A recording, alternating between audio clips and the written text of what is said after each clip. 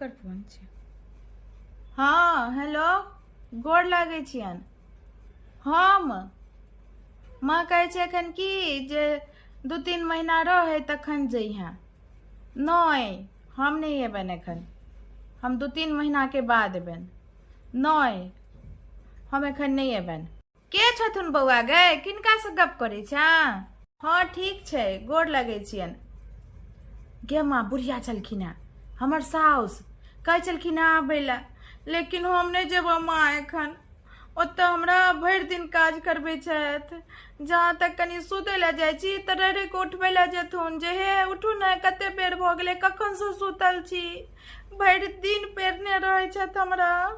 अच्छा समधिनी छलखुन हैं त अच्छा कह, तू जे नहीं जेबही तो तोरा हम ही कते दिन रखबो।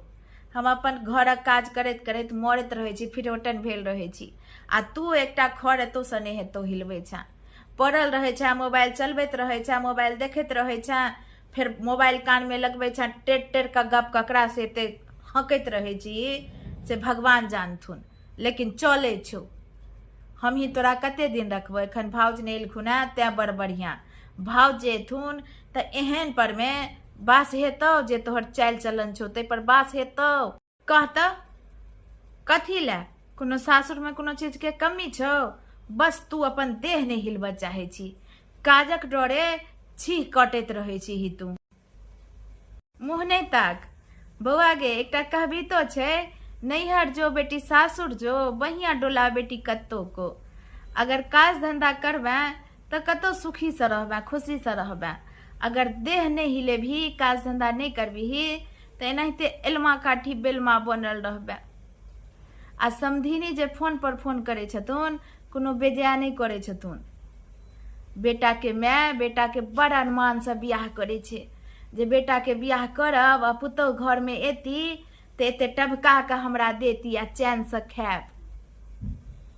हम तो बौआ यह कहबो जे चल जो बियाहल बेटी के नैहर, 4 दिन तक नीक लगे छी, आ 4 दिन रहबाको चाही। अपन घर तोहर सासुरे छो, सासुर में मान सम्मान के साथ रहबे। एत 1 महीना भ जेतौ तो सब 10 रंग के आह जोड़ देतो, जे घर वाला छोड़ देने छे तो सास छोड़ देने छे। हम तो सह कहबो।